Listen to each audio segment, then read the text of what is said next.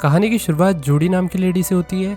Judy table पे चढ़ के एक टॉय को उठाने का ट्राई कर रही थी, मगर उसका हाथ टॉय तक नहीं पहुंचा। जूडी टेबल से गिर के बेहोश हो गई। उसे हॉस्पिटल लाया गया। जूडी की बेटी मेगन ने अपने भाई नोहा को बताया कि मम्मी कभी बोल नहीं पाएगी। दोनों अपनी माँ के पास आ गए। जूडी को स्ट्रोक आया था, अब शायद ही वो घर वापस जा पाए। मेगन नोहा के साथ घर जा रही।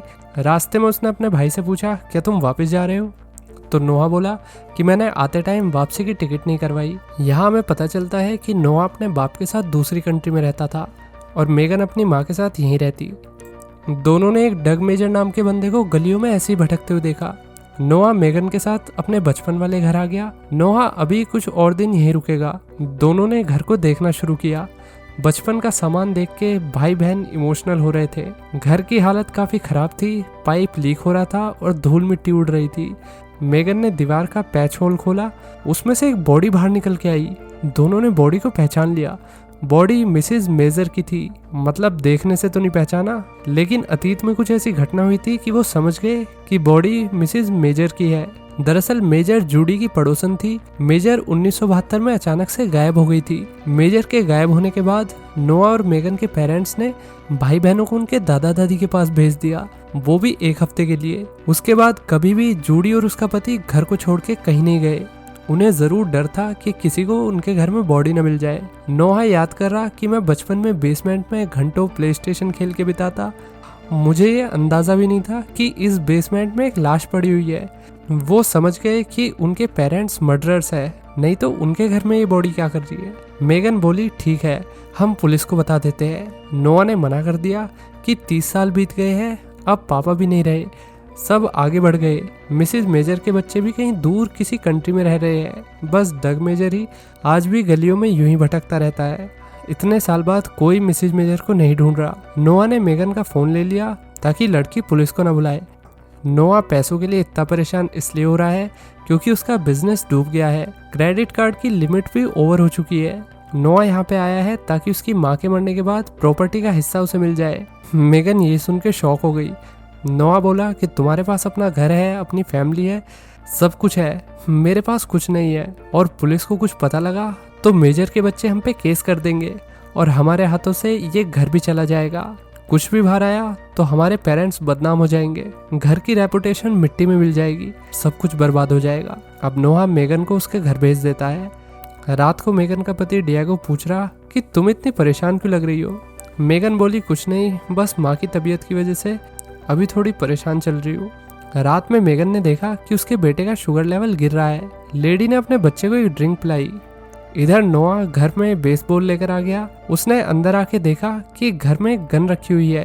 गन नोआ के बाप की थी। फिर अगले दिन मेगन अपने माँ के घर आ गई। उसने पूछा कि अब हम बॉडी के साथ क्या करें। तो नोआ ने प्लान बनाया कि रात के 3 बजे जब सब सो रहे होंगे तो हम बॉडी को रैप करके तुम्हारी कार में डाल के ले जाएंगे।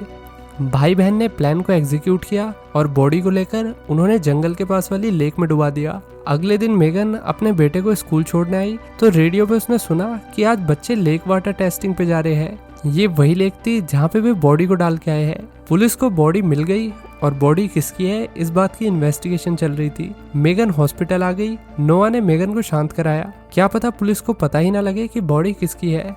दोनों कुछ और बात करते तभी उन्होंने देखा कि एक पुलिस वाली जूडी के कमरे में आ रखी है। पुलिस वाली ने कुछ सवाल जवाब किए तो जूडी हकला के कुछ बोल रही। उनकी बात किसी को समझ में नहीं आई। पुलिस वाली ने मेगन और नोआ को बताया कि हमें मिसेज मेजर की डेड बॉडी मिली है। मेजर तुम्हारे पेरेंट्स के पड़ोसी थे ना, और तुम लोगों से काफी क्लोज भी थे। नोआ ने कहा कि उसने बचपन में सुना था कि मिसेज मेजर को उनके पति ने मारा है। पुलिस वाली अपना कार्ड देकर चली गई कि तुम्हें कुछ पता चले या कुछ याद आए तो मुझे कॉल करना। नोआ और मेगन अपनी माँ के पास आके कहने लगे कि हमें सब पता चल गया है माँ, हम वादा करते हैं कि हम सब कुछ संभाल लेंगे, आपको किसी से भी कुछ भी कहने की जरूरत नहीं है। आपने और डैड ने जो कुछ किया सब अतीत था। भाई बहन अपनी माँ के घर आए। वहाँ जूडी की नर्स ग्रेस बैठी हुई थी। ग्रेस को स्ट्रोक पेशेंट हैंडल करने अच्छे से आते हैं। उसे पता है कि जो पेशेंट क्लियर नहीं बोल पाते उनकी बात कैसे समझनी है। जूडी ने ग्रेस के सामने पहले ही कन्फेस कर लिया था कि मैंने ही मिसेज मेजर को मारा है। नोआ को यकीन नहीं हो रहा और वो कहने लगा तुम पागल हो गई हो, क्या बक रही हो? पर ग्रेस पिछले 5 महीने से जूडी के घर पे रोज आ रही थी। उसने घर के लीकेजेस और बाकी अजीब चीजों को बारीकी से देख रखा था। जूडी ने मुझे कभी घर पे किसी को बुलाने के लिए अलाउड नहीं किया और आज उनके घर के बेसमेंट में एक होल हो रखा है और कोइंसिडेंटली पुलिस को एक डेड बॉडी मिली है, वो भी तुम लोगों के पड़ोसी की। अब मुझे अपना मुंह बंद रखने के लिए $10,000 चाहिए। नोआ ग्रेस को उल्टा सीधा कह रहा कि तुम कितनी गिरी हुई हो। ग्रेस बोली, अच्छा तुम्हारी माँ से तो कम ही। तुम्हारी माँ ने अपनी पड़ोसन को मारा और उनके बच्चों ने उस पड़ोसन की डेड बॉडी को ठिकाने लगाया। What a family. मुझे पूरे पैसे चाहिए। नोआ मान गया कि मैं तुम्हें पैसे दे दूंगा। दोनों ने पैसे का आदान प्रदान करने के लिए एक लोकेशन फाइनल कर ली। भाई बहन पैसे इकट्ठे करने में लग गए। नोआ के पास तो फूटी कौड़ी नहीं थी। मेगन ने अकेले ही पैसों का इंतजाम किया। नोआ को डाउट हो रहा, क्या तुम्हें लगता है कि ग्रेस पैसे लेकर भी अपना मुंह बंद रखेगी और कभी वापस नहीं आएगी? हमें ग्रेस से किसी भी तरह से छुटकारा पाना होगा। हमें इस सब काम में बूढ़ी को लाना होगा। बूढ़ी सबसे अजीब बंदा था जिसे वो जानते हैं। दरअसल वो उनका कजन है। मेगन अब भी कह रही कि हमने कुछ गलत नहीं किया, पुलिस को बुला के सब कुछ बता देते हैं। नोआ ने समझाया, नहीं, अगर तुम ऐसा करोगी तो सब बर्बाद हो जाएगा। तुम्हारे बच्चों का स्कूल, तुम्हारे पति का ऑफिस, सब कुछ तहस नहस हो जाएगा। और तुम कहीं चली भी गई तो भी क्या तुम्हारे पति को अच्छी नौकरी, वो भी इतने सारे मेडिकल बेनिफिट्स के साथ मिल पाएगी जो तुम्हारे बेटे के लिए बहुत जरूरी है। मेगन मान गई। उसने पुलिस को कॉल नहीं की। अगले दिन नोहा बूढ़ी के पास आया। उसने कहा कि ग्रेस झूठ कह रही है, वो हमसे पैसे ऐंठना चाहती है। क्या बूढ़ी, तुम्हें लगता है कि मेरे पेरेंट्स किसी को मार सकते हैं? नर्स ग्रेस ने मेरी माँ की काफी चीजें चुरा रखी है।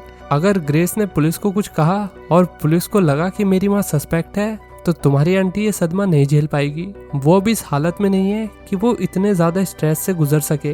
देखो, मैं तुम्हें पैसे दूंगा, बस तुम्हारा काम है ग्रेस को डराना। बूढ़ी और नोआ की फैमिली कभी बहुत ज्यादा क्लोज हुआ करती थी, इसलिए बूढ़ी हेल्प करने के लिए मान गया। अब बूढ़ी ने नोआ से कहा कि मैं अकेले जाऊंगा और उसे डरा के इस मैटर को यहीं खत्म कर दूंगा। बूढ़ी ग्रेस के पास आया। ग्रेस को सब पता था कि बूढ़ी उसे डराने धमकाने आया है। बूढ़ी ने ग्रेस के हाथ में जूडी की घड़ी देखी और उसका पारा हाई हो गया। मेरी आंटी को कुछ हुआ तो मैं तुम्हारा गला खुद अपने हाथों से काटूंगा। बूढ़ी ग्रेस को बिना पैसे दिए वहां से चला गया। नोआ और मेगन ने बूढ़ी को पैसे लाते हुए देखा। ग्रेस का गुस्सा अब कुछ अलग ही लेवल पर था। मेगन को लग रहा है ग्रेस शायद सीधा पुलिस के पास जा रही है। नोआ बूढ़ी पे भड़क रहा, मैंने तुम्हें कहा था कि पैसे देकर उसे धमकाना है। हालांकि बूढ़ी को नहीं लगता कि ग्रेस पैसे लेकर भी अपना मुंह बंद रखेगी। मेगन परेशान हो रही, उसे पैनिक अटैक सा आ रहा था। इधर पुलिस को पता लगा कि मिसेज मेजर की बॉडी को कुछ दिन पहले ही पानी में डाला गया है। मतलब किसी ने हाल ही में बॉडी को पानी में डाला है। नोआ ने अपनी रियल लाइफ को फिक्शन लाइफ में बदलना शुरू कर दिया। तभी गेट पे घंटी बजी और ग्रेस घर पे आ गई। नोआ ने मेगन को कॉल करके बताया कि ग्रेस घर पे आई है। ग्रेस अकेले नहीं आई, उसके साथ एक खली जैसा बंदा था। ग्रेस ने पूछा कि मेगन कहाँ है, तो नोआ बोला मेगन अभी 20 मिनट में आ रही है। ग्रेस ने मिट्टी वाली घड़ी सेट कर ली। जैसे ही रेत खत्म हुआ, मैं पुलिस को कॉल कर दूंगी। ग्रेस ने फिर नोआ के फोन से मेगन को मैसेज किया कि जल्दी आओ नहीं तो पुलिस आ जाएगी। मेगन घर से निकल गई। उसने फुल स्पीड में गाड़ी भगाई। रेत खत्म हो गई और ग्रेस ने पुलिस को कॉल कर दिया। मेगन जैसे ही घर आई, उसके पीछे पुलिस भी आ गई। पुलिस ने पूछताछ की कि आपने हमें घर पे बुलाया, कुछ हुआ है क्या? तो नोआ आया, मैंने आपको कॉल की थी, मुझे बाहर कुछ अजीब सी आवाज आई इसलिए मैंने आपको बुलाया। लेकिन बाद में पता चला कि किसी ने फॉल्स अलार्म बजा दिया था। ऑफिसर कहने लगा कि मैं आ ही गया हूँ तो घर को थोड़ा चेक कर लेता हूँ। ऑफिसर बेसमेंट की तरफ जाने लगा। मेगन ने उसे रोकते हुए कहा कि नीचे रकून्स है। मेरी माँ ने बताया था कि रकून्स ने कुछ तारों को काट दिया है, शायद उसी वजह से अलार्म बजा हो। ऑफिसर मान गया और पुलिस घर से चली गई। इसके बाद ग्रेस ने कल तक $25,000 मांगे और इस बार बूढ़ी नहीं आना चाहिए। खली वाला बंदा नोआ के एक पंच मार के घर से ग्रेस के साथ चला गया। ग्रेस बंदे के साथ रास्ते में जा रही। दरअसल ये आदमी कोई गैंगस्टर नहीं है, ये तो मामूली सा हेयर स्टाइलिस्ट है और इसको नोआ को मुक्का मार के बहुत ही ज्यादा बुरा लग रहा था। ग्रेस से वो शिकायत कर रहा कि तुमने मुझे इस सब में क्यों घसीटा, मेरी नीज अभी रिकवर हुई है। ग्रेस बोली, शॉन, इसके पैसे तुम्हें मिल जाएंगे जिससे तुम अपनी बेटी के कॉलेज फंड फिर से सेव कर पाओगे। ग्रेस का प्लान था कि वो पैसे लेकर भी पुलिस के पास जाके सब कुछ सच सच बता देगी। अब मेगन ने अपने बच्चे के कॉलेज फंड निकाले, एफडी तुड़वाई, जहाँ से लड़की पैसे निकाल सकती थी उसने निकाले। भाई बहन लोकेशन पर आ गए। मेगन बस 22,000 इकट्ठे कर पाई थी। उसने ग्रेस से रिक्वेस्ट की कि मैं बाकी पैसे बाद में दे दूंगी, लेकिन ग्रेस भड़क गई, मुझे सारे पैसे अभी चाहिए। सोचो मैं तुम्हारी माँ को एक टाइम का ही खाना देती तो क्या वो सही होता? इस पे तुम कैसे रिएक्ट करती? मैं कम पैसे नहीं लूंगी। मेगन को गुस्सा आ गया। उसने कहा ठीक है, बुलाओ पुलिस को, मैं सब कुछ करके थक गई हूँ, मैंने सब अपनी फैमिली को बचाने के लिए किया। ग्रेस मेगन को उल्टा सीधा बोलने लगी। फैमिली? सीरियसली तुम्हें फैमिली की चिंता है? झूठी, तुम्हें सिर्फ अपनी चिंता है। ग्रेस ने काफी कुछ कहा और मेगन को गुस्सा आ गया और उसने उस पर हमला कर दिया। शॉन ने मेगन को पकड़ा पर मेगन ने उसके घुटने पे लात मारी और शॉन पीछे पड़ी ईंट पे गिर गया। शॉन के सर से बहुत ज्यादा खून बह रहा था। ग्रेस रोने लगी कि हमें इसे हॉस्पिटल लेकर जाना होगा। तभी नोआ ने अपनी गन निकाल के शॉन को शूट कर दिया। ग्रेस डर के भागने लगी तो नोआ उसके पीछे भागा और उसने उसे भी शूट कर दिया। अब नोआ और मेगन कुछ ज्यादा ही आगे बढ़ गए थे। दोनों मर्डर्स बन गए हैं। मेगन ने नोआ से कहा कि जल्दी से अपने हाथ धो लो, तभी गन पाउडर हाथ पे से हटेगा। नोआ को बहुत अजीब लग रहा है कि उसने 2 लोगों का खून कर दिया है। हालांकि मेगन ने उसे स्ट्रांग रहने के लिए कहा, मुझे तुम्हारी जरूरत पड़ेगी, सब कुछ मैं अकेले नहीं संभाल सकती। नोआ बोले जा रहा कि मैंने स्लॉटर कर दिया है। मेगन समझा रही, नोआ संभालो खुद को, हमने जो किया अब हमें सब जल्दी से कवर करना होगा, हम कोई गलती नहीं कर सकते। नोआ कार से उतर के चला गया। अचानक से डग कार के पास आ गया। मेगन शॉक हो गई। डग बोला, इतने टाइम बाद तुम्हारी फैमिली से किसी को देख के अच्छा लगा। डग ने मेगन के बाल में लगा खून भी देख लिया। पुलिस को ग्रेस और शॉन की बॉडीज मिल गई। एक सच सामने आया कि शॉन ग्रेस का एक्स हस्बैंड था। लेफ्टिनेंट जेल ने मेगन और ग्रेस को बुलाया। रास्ते में मेगन ने नोआ को समझा दिया कि नॉर्मली बिहेव करना, तुम ग्रेस को अच्छे से नहीं जानते, ना ही तुम शॉन से कभी मिले। भाई बहन स्टेशन आ गए। सवालों के जवाब मेगन दे रही। ऑफिसर ने ध्यान दिया कि नोहा कुछ ठीक नहीं लग रहा। ऑफिसर बोली कि नोहा, क्या तुम ठीक हो? हाँ मैं ठीक हूँ, मतलब मुझे समझ नहीं आ रहा कि हम भाई बहन स्टेशन में क्या कर रहे हैं। क्या हमारी इंटेरोगेशन चल रही है? हमें सस्पेक्ट समझा जा रहा है? ऑफिसर ने ना में जवाब दिया। साथ ही ऑफिसर ने यह भी कहा कि मुझे अजीब लग रहा है, जब से तुम टाउन में आए हो 3 मर्डर्स हो चुके हैं और सब तुम्हारी फैमिली से ही किसी न किसी तरीके से जुड़े हुए हैं। शाम को मेगन ने नोआ को डिनर के लिए घर पे बुलाया। नोआ अपने साथ बूढ़ी को भी ले आया। बूढ़ी मेगन के बच्चों से बात कर रहा, बच्चों मैं तुम्हारी माँ और तुम्हारे मामा के साथ ही खेल के बड़ा हुआ हूँ। बूढ़ी ने नोआ और मेगन को देखा। मैंने तुम्हारी माँ की नर्स के बारे में कुछ सुना है। मेगन तुरंत बोली, हाँ हमने भी ये सुना है। बूढ़ी को शक हो गया था कि ग्रेस का काम तमाम इन दोनों ने किया है। बूढ़ी बच्चों को देख के बोला कि बच्चों, मुझे तुम्हारी माँ और उनके भाई के सीक्रेट के बारे में सब पता है। भाई बहन की बोलती बंद हो गई। उन्हें डर लग रहा कि बूढ़ी आखिर कहना क्या चाहता है। बच्चों, तुम्हारी मम्मी और मामा को रेनबो स्प्रिंकल के साथ आइसक्रीम बहुत पसंद है।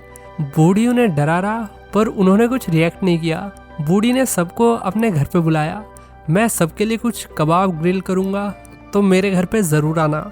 सब चले गए। मेगन का पति उससे पूछ रहा कि बूढ़ी ये सब अजीब बातें क्यों कर रहा था। मेगन को समझ नहीं आ रहा। स्टिल उसने कहा कि बूढ़ी की पेरेंटिंग इतनी अच्छी नहीं हुई, इसलिए वो थोड़ा अजीब है। डियागो पूछने लगा, फिर तुम इतनी उदास क्यों हो रही हो? मैं ठीक हूँ पतिदेव, जाओ सो जाओ। अगले दिन नोआ मेगन से कह रहा कि बूढ़ी को शायद सब पता चल चुका है। जिस तरह उसने कल बात की उससे तो यही लगता है कि उसे सब कुछ सच पता है और वो अनस्टेबल भी है। मेगन और नोआ को शॉन और ग्रेस की मौत और उस ट्रॉमा से बाहर आना होगा। हम दोनों एक दूसरे को अकेले नहीं छोड़ेंगे। फैमिली को बचाने के लिए हमें जो करना पड़ेगा हम वो करेंगे।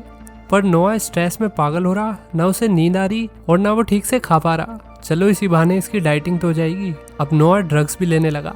वो हार्डवेयर शॉप पे दीवार को रिपेयर करने वाला सामान लेने भी गया। दुकान खुलते ही नोआ काफी सामान लेकर आ गया।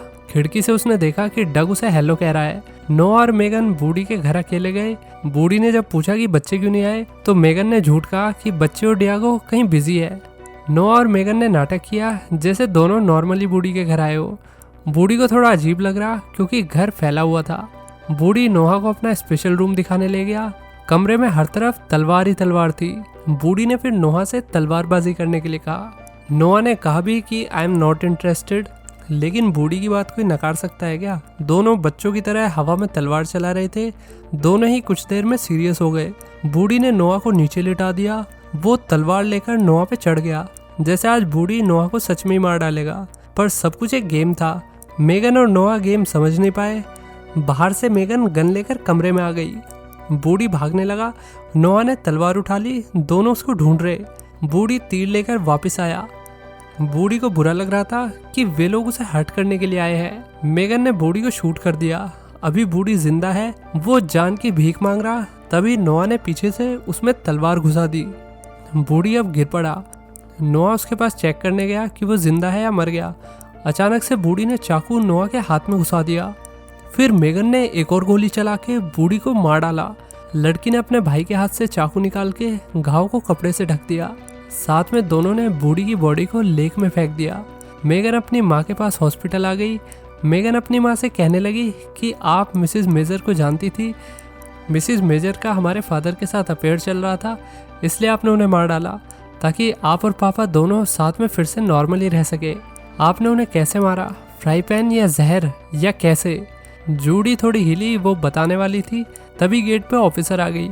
उसने मेगन से कहा, मैंने सुना है कि नोआ का कुछ एक्सीडेंट हो गया है, उसके हाथ में चोट लगी हुई है। मेगन ने कवर अप करते हुए कहा, हाँ, नोआ अवाकाडो काट रहा था, तभी उसके हाथ में चाकू लग गया। ऑफिसर को ग्रेस की कार में रोलेक्स वॉच मिली। शायद घड़ी तुम्हारी माँ या घर में से किसी की है। क्या मैं तुम्हारी माँ से इस बारे में बात कर सकती हूँ? जूडी ने इशारे से कुछ कहा। मेगन कहने लगी, पहले मैं अपनी माँ से बात करूंगी। ऑफिसर ने मेगन से पूछा, तुमने अपनी माँ से क्या कहा था? तो उसने बताया कि उसने अपनी माँ से कहा कि वो चिंता ना करे और वो सेफ है। ऑफिसर ने अजीब सी स्माइल की और कहा, मिसेस मेजर जैसे केस अनसॉल्व रह जाते हैं। ऐसे कई केस होते हैं जो अनसॉल्व रहते हैं, पर अब 30 साल बाद कुछ नए एविडेंस मिले हैं। शायद अब केस सॉल्व हो जाए। मेगन परेशान लग रही थी। लड़की सीधा नोआ के पास आ गई। घर पे नोआ के साथ डग वीडियो गेम खेल रहा। नोआ ने डग को सब सच बता दिया था। क्योंकि वो बहुत गिल्ट में था तो उससे रहा नहीं गया। फिर मेगन ने डग को भी मार दिया। नोआ रोते हुए कह रहा, अब बस बहुत हुआ, मैं इतनी मौतों का बोझ नहीं लेके चल सकता। मैं वापस कैलिफोर्निया जा रहा हूँ और वापस कभी नहीं आऊँगा। मेगन ने साफ मना कर दिया कि तुम इधर ही रहोगे। मेगन ने डग की बॉडी को घर में छिपा दिया, जहाँ मिसेस मेजर की बॉडी को जूडी ने सालों पहले छिपाया था। अब नोआ इसी घर में अपनी माँ की देखभाल करते हुए रहेगा। 24 घंटे नोआ अपनी माँ का ध्यान रखेगा। मेगन अपनी फैमिली के पास वापस आ गई।